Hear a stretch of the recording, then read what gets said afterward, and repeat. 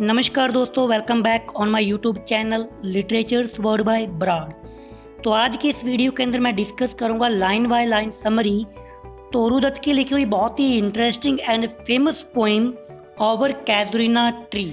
अगर मैं बात करूं तोरू दत्त की, तो इनकी बहुत ही कम एज के अंदर टीवी के कारण डेथ हो गई थी। 21 एज में, 21 साल की उम्र में। और इनको कंपेयर किया जाता है इंग्लिश के बहुत ही खास पोइट जॉन कीट्स से, क्योंकि उनकी भी डेथ अप्रॉक्सीमेटली 24 और 24-25 साल की एज में जॉन कीट की भी डेथ हो गई थी।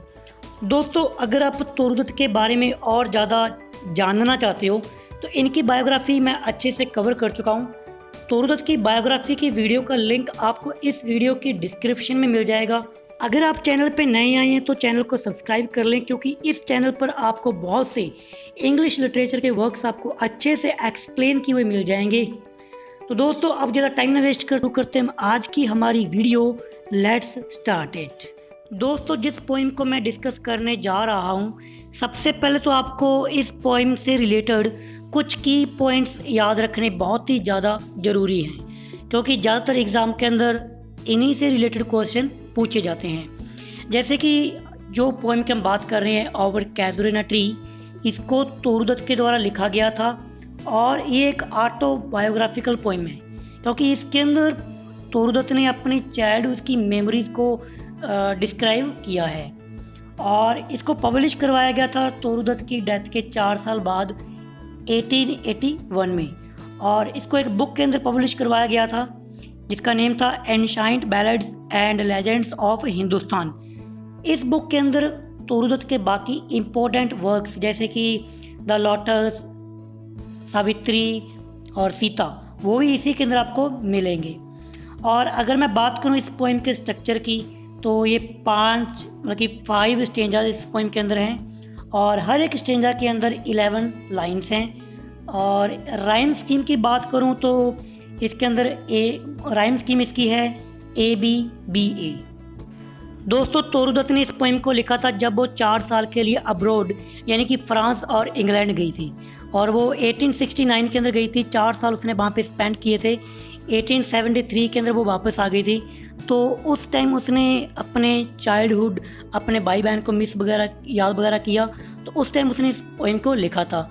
और अगर मैं बात करूं कैजुरीना ट्री की, तो कुछ इस प्रकार का ये कैजुरीना ट्री दिखता है, जिसकी पत्तियां घोड़े की पूंछ की तरह होती है, मतलब कि जुड़ी होती हैं आपस में, और ये पेड़ बहुत ही ज़्यादा तेज़ी से ग्रोथ करता है। ये तो था इस पोइम का इंट्रोडक्शन और इसका background.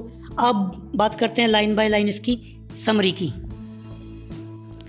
Like a huge Python, Python मतलब अजगर, अजगर की तरह, एक विशाल अजगर की तरह, वाइंडिंग राउंड एंड राउंड, एक बेल उस कैजुरीना ट्री के चारों तरफ लिपटी हुई है। वाइंडिंग मतलब घुमावदार, राउंड एंड राउंड मतलब कि गोल गोल। द रब्ड ट्रंक मतलब खुरदरा तना, इंडेंटेड डीप विद सैकर्स, उस पे दांतेदार निशान बने हुए हैं। एक बेल उस पेड़ के चारों तरफ ऊपर लिपटी हुई है, जिसके कारण उस खुरदरे तने पर दांतेदार, इंडेंटेड होता है दांतेदार, सैकर्स होता है निशान, निशान बन गए हैं। Up to its very summit near the stars, और ये बेल ऊपर तक जाती है, ऊपर शिखर तक, तारों तक जाती है। सुमित होता है शिखर।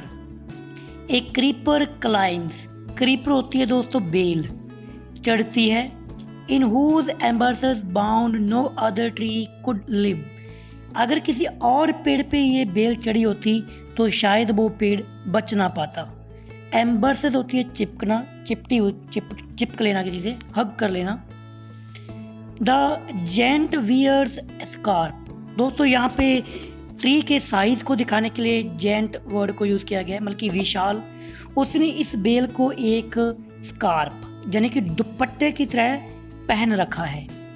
And flowers are hung in crimson cluster all the borders among, और गहरे लाल रंग के फूल ग्रुप के अंदर, झुंड के अंदर टहनियों पर लटकते हैं। क्लस्टर का मतलब होता है दोस्तों झुंड, और क्रिम्सन होता है गहरा लाल, और बॉर्डर होती है टहनियाँ। wherein all the days are gathered words and bee। मतलब कि उस पेड़ पर पूरा दिन क्या होता है कि बहुत से पक्षी और मधुमक्खियाँ इकट्ठी होती हैं। And often at night the garden overflow with one sweet song. और रात को अक्सर क्या होता है कि रातों को एक बहुत ही स्वीट सॉन्ग वहाँ पे ओवरफ्लो होता है गार्डन में। That seem to have no close, जो कभी नहीं ख़त्म होता। Sung darkling from our tree while man repose. दोस्तों इस लाइन का मतलब है कि जब वो अंधेरे के अंदर वो सॉन्ग गाया जाता है तो उस टाइम बहुत से लोग आराम कर रहे होते हैं। रिपोज होता है विश्राम करना। तो दोस्तों ये तो था इस पोएम का फर्स्ट स्टेंजा। अब हम बढ़ते हैं नेक्स्ट स्टेंजा की तरफ। यहाँ पर पोइट लिखती है, When first my casement in wind open thrown, जब सुबह मैं अपनी खिड़की खोलती हूँ या फिर मेरी खिड़की खुलती है। केसमेंट होता है दोस्तों खिड़की, विंडो। एट dawn, रोज सवेरे। My eyes dilated on it rest, मेरी आंखें इसको देखकर खुश हो जाती है। डिलाइटेड होता है खुश होना। समटाइम्स कभी कभी, एंड मोस्ट इन विंटर, और ज़्यादातर सर्दियों में। ऑन इट्स क्रेस्ट, इसके सबसे ऊपरी सिरे पर, पेड़ के ऊपरी सिरे पर। एक ग्रे बबून, एक छोटा बंदर, बबून एक छोटा बंदर होता है दोस्तों। सिट्स स्टैचू लाइक अलोन, एक स्टैचू की तरह अकेले बैठता है ऊपर शिखर पर पेड़ के। वॉचिंग द सनराइज, और सूर्योदय को देखता है। वाइल ऑन लोअर वॉजेज, और जो नीचे वाली जो टहनियाँ हैं, हिज प्यूनी होता है दोस्तों छोटे नन्हे। ऑफर स्प्रिंग्स, बच्चे या फिर वंश, मतलब कि उस बंदर के छोटे जो बच्चे हैं वो छोटी टहनियों पर। Leap about and play, leap about and play का मतलब होता है उछल कूद करते हैं, खुशी के साथ उछल कूद करना। And far and near kokilas hail the day, और दूर और पास तक एक कोयल इस दिन का स्वागत करती है। And to their pasture went our sleepy cows, और जो हमारी गायें हैं नींदों में जो हैं वो अपने पास्चर की तरफ जाती हैं। पास्चर दोस्तों मतलब चारागाह। And in the shadow on the broad tank cast, और जो इस जो बड़े से पेड़ की जो बड़ी सी छाया है वो इसके पास एक टैंक रखा हुआ है बड़ा सा, उस पे पड़ती है। बाय दैट हॉर ट्री, उस पुराना सा ट्री, और होता है पुराना tree. So beautiful and vast, वो बहुत ही सुंदर और बहुत ही बड़ा दिखता है। The water lilies spring like snow emerged, उस बड़े से और पुराने से पेड़ के पास सफ़ेद लिलीज का एक बर्फ की तरह ढेर लगा हुआ है। अमर्ज होता है ढेर। तो दोस्तों ये था इस पोएम का सेकंड स्टेंजा। अब हम मूव करते हैं थर्ड स्टेंजा की तरफ। पिछले स्टेंजास के अंदर पोइट ने कैजुलिना ट्री की अच्छे से क्वालिटीज़ बताई, उसको अच्छे से अच्छा बताया। अब यहाँ पर ये कह रही है, but not because of its magnificence dear is the casuarina to my soul. कह रहे कि कैजुलिना मेरी आत्मा नहीं है, मतलब कि मेरे को प्यारा नहीं है। सिर्फ इसका कारण ये नहीं कि ये इसकी सुंदरता इसका कारण नहीं है। मैग्निफिकेंस होती है भव्यता या फिर सुंदरता। तो इसका कारण क्या है? इसका कारण है कि beneath it we have played though years may roll, कि इस पेड़ के नीचे हम खेला करते थे। यहाँ पे रिमेंबर कर रही है अपने भाई बहनों को, दोस्तों को, क्योंकि ये एक अलग कंट्री में बैठी है और इसके भाई बहन इंडिया के अंदर है। तो तब इसने ये पोएम लिखी थी। तो ये कह रहे कि इस पेड़ के नीचे हम खेला करते थे, इसलिए ये पेड़ मेरे को ज़्यादा प्यारा है। चाहे वो दिन वो साल चले गए, ईयर्स में रोल वो साल चले गए। ओ स्वीट कैम्पेनियंस, ओ मेरे प्यारे साथियों, लव्ड विद लव इंटेंस, जिनको मैं प्यार करती थी बहुत ज़्यादा प्यार। इंटेंस होता है तीव्रता से। फॉर योर सेक्स, सेक्स होता है कारण, तुम्हारे कारण। Shall the tree be ever dear, कि तुम्हारे कारण ही ये पेड़ मेरे को प्यारा है, क्योंकि इनसे मेरी बहुत सी यादें जुड़ी हुई है। मैं आपको याद करती हूँ इस पेड़ के जरिए, कैजुरीना के जरिए। Blent with your images it shall arise in memory. Blent होता है मिल जाना, कह रही है कि तुम्हारी तस्वीरों के साथ ये पेड़ भी मेरी यादों में मिलकर उभरता है। टिल द उभरेगा, till the hot tears blind mine eyes, जब तक कि गर्म आंसू मेरी आंखों को अंधा नहीं कर देते। मतलब कि पेड़ भी याद रहेगा और तुम भी याद रहेंगी, क्योंकि दोस्तों तब तक इसके भाई की डेथ हो चुकी थी और इसके बहुत से दोस्त भी इससे दूर हो चुके थे, जिनके साथ ये बचपन में खेला करती थी। But is that dirges like murmur that I hear, कि ये कैसा एक शोक गीत का साउंड है जो मैं धीरे धीरे मेरे को सुनाई दे रहा है। डाइगर्स लाइक होता है शोक गीत की तरह है, और मरमर होता है धीरे धीरे कि जो मैं सुन पा रही हूँ। Like the sea breaking on the shingle beach, जैसे कि समुद्र का पानी उसके किनारे पे पड़े हुए छोटे छोटे पत्थरों के टुकड़ों पर गिर रहा हो तो जो साउंड आता है उसकी तरह है। It is the tree's lament, ये तो पेड़ का बिलाप है। लेमेंट होता है बिलाप, मतलब कि पेड़ के रोने की आवाज़ है। एंड एरिस स्पीच, एरिस होती है बहुत भयानक, कि ये तो एक बहुत ही बड़ा भयानक मैसेज है। That happily to the unknown land में रीच, कि पेड़ भी ये कहने की कोशिश कर रहा है कि मैं भी एक दिन उस अननोन लैंड पे चला जाऊंगा। यहाँ पर इसके बाकी साथी चले गए। अब बात करते हैं फोर्थ स्टेंजा की। इसके अंदर फिर हमारी पोएट्स अगेन अननोन लैंड की बात करेगी। Unknown yet well unknown to the eye of faith, I have heard that well far far away in distant lands। दोस्तों इन लाइनों का मतलब है कि यहाँ पे पोइट्स कह रही है कि मैं उस पेड़ की आवाज़ को बहुत बार सुन चुकी हूँ, दूर दूर ज़मीनों तक, बट ये ज़मीन अननोन है। और ये भी कहती है कि ये ज़मीन जो लैंड है वो वेल नोन है उन लोगों के लिए जो इसमें विश्वास रखते हैं। By many a sheltered by bay, when summed in his cave and water wraith, and the waves gently kissed the classical shore of France and Italy। दोस्तों इन लाइनों का मतलब है कि यहाँ पे पोइट कह रही है कि जब दूर दूर तक समुद्रों के केव गुफाओं के अंदर पानी इकट्ठा हो जाता है, ठीक है, और जब उस गुफाओं के अंदर उठने वाली लैकिस किया था फ्रांस और इटली को। यहाँ पे थोड़ा सा रेफरेंस दिया गया वाटर रेंथ का। ये विलियम वर्ड्सवर्थ की लिखी हुई पोएम यारो विस्टड टेम्बर, वहाँ से ये लाइनें थोड़ी सी अलग तरीके से इसके अंदर ऐड की गई है इस पोएम के अंदर। आगे ये कहती है कि विनीत द मून मतलब कि चंद्रमा के नीचे ये फ्रांस और इटली, मतलब कि जब मैं अपने घर से दूर होती हूँ तो ये पेड़ की आवाज़ दूर दूर तक इटली और फ्रांस तक भी पहुंच जाती है।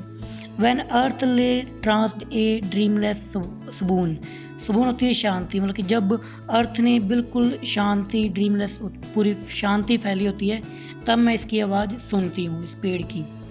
And every time the music rose before mine inner vision rose a from sublime, में एक म्यूज़िक अलग तरह से मेरे को सुनाई देता है मेरे इंद्र विजन से, अंतर आत्मा से मैं एक अलग प्रकार का एक म्यूजिक सुनती हूँ। Thy form O tree as in my happy prime I saw thee in my own loved native clime। Climb का यहाँ पे फुल फॉर्म है क्लाइमेट, मतलब कि अपने नेटिव प्लेस की बात कर रही है इंडिया की, क्योंकि तोरू दत्त अब बाहर कंट्री में बैठी हुई है अबोर्ड के अंदर फ्रांस और इंग्लैंड में वहाँ पर ये पोइट पोएम को राइट कर रही है। तो ये कह रही है कि ये ट्री मेरे को यहाँ पर भी याद आ रहा है, ठीक है, और ये मैं उतना ही प्यार इसको वहाँ पर अपनी मदरलैंड में करती थी, मतलब कि बंगाल के अंदर। दोस्तों इस पोएम के लास्ट और फिफ्थ स्टेंजा के अंदर तोरू दत्त ने ट्री कैजुरीना के लिए कुछ लिखने की बात कही है और उसको अमर करने की बात कह रही है। Therefore I find would consecrate a lay, मैं खुशी के साथ तुमको कुछ अर्पण करना चाहूँगी, कुछ ले मतलब कि लिरिक कुछ सॉन्ग वगैरह। ऑन टू द ऑनर, तुम्हारे सम्मान में। Tree be loved of those who now in blessed sleep for I repose. यहाँ पे तुरदत कह रही है कि मैं तुम्हारे लिए एक कोई कविता लिखूंगी क्योंकि तुम उनके प्यारे थे जो मर गए, जो भी हमेशा के लिए नींद में सो गए। यहाँ पे बात कर रही है अपने भाई बहनों की कि तुम उनको भी प्यारे थे जो हमेशा के लिए सो गए। रे होता है हमेशा के लिए और रिपोज होता है आराम करना, कि हमेशा के लिए मर जाना। Dearest than life to me alas were दे। यहाँ पे तुरंत कह रही है कि वो मेरे भाई बहन मेरे को मेरी ज़िंदगी से भी ज़्यादा प्यारे थे। Mayst thou be numbered when my days are done with deathless trees like those in Barudal। दोस्तों इन दो लाइनों का मतलब है कि यहाँ पे पोइटस पेड़ को अमर बनाने की बात कह रही है। वो कह रही है कि जब मैं मर जाऊँगी, मेरे दिन पूरे हो जाएंगे, तो तुम एक डेथलेस मतलब कि अमर ट्री बन जाओगे, जैसे कि दोज इन बैरुडल। बैरुडल का यहाँ से रेफरेंस लिया है विलियम वर्ड्सवर्थ की पोइम यो ट्रीज से। यो ट्रीज़ विलियम वर्ड्सवर्थ की पोइम थी, उसके अंदर उसने यो ट्रीज़ का डिस्क्रिप्शन दिया था और आज भी लोग उसको पढ़ते हैं तो यो ट्रीज़ को याद करते हैं। तो इसी तरीके से वो कह रहे हैं कि जब मैं मर जाऊंगी तो तुमको पढ़ा जाएगा, कैजुरिना ट्री को पढ़ा जाएगा। और कहीं ना कहीं ये बात सच भी है, हम आज भी इसको पढ़ रहे हैं, तो कैजुरिना ट्री आज भी अमर है। आगे पोइट लिखती है कि under whose अवेफुल branches lingered pail fear, trembling hope and death and skeleton and time the shadow। मतलब कि ये जो पेड़ थे बॉर्डल में, जो पेड़ हैं, उनके लिए ये सारी चीज़ें अब काम नहीं करती, ना ही कि उनको डर है, ना कोई ट्रिम्बलिंग होप है उनकी, ना ही कोई डेथ है, मतलब कि वो अमर हो चुके हैं। क्योंकि विलियम वर्ड्सवर्थ ने भी पोइम लिखी उनके लिए, तो वो अमर हो गए। तो मैं भी तुमको उन पेड़ों की तरह बना दूंगी। And those weak the verses. अब यहाँ पे वो कह रहे हैं कि हो सकता है कि शायद मेरी जो लिरिक है वो कमज़ोर हो। The wood they beauty fine O fine races may love depended thee from oblivion's curse. यहाँ पे पोइट कह रहे हैं कि हो सकता है जब मैं लिरिक लिख रही हूँ वो थोड़ी बहुत कमज़ोर हो, बट जो भी लिख रही हूँ वो दिल से लिख रही हूँ, तुम्हारी ब्यूटी से खुश होकर, ब्यूटी फील मतलब कि ब्यूटी से खुश होकर लिख रही हूँ। और मैं तुम्हें ऐसा बना दूँगी कि तुम्हें भी याद किया जाएगा, क्योंकि तुम्हारे साथ मेरे अपनों की यादें जुड़ी हुई है। तो मेरे अपनों को भी याद किया जाएगा और तुम्हें भी याद किया जाएगा। ऑपलियंस कर्स होता है भुला देने वाला पाप, शराब, मैं तुम्हें उससे मुफ्त कर दूंगी। तो दोस्तों ये थी आज की हमारी पोइम। अगर आपको अच्छी लगी तो वीडियो को लाइक कर दें और शेयर करें, पेज को चैनल को सब्सक्राइब कर लें ताकि आने वाली न्यू वीडियोज़ आपको टाइम टू टाइम मिलती रहे। Bye bye.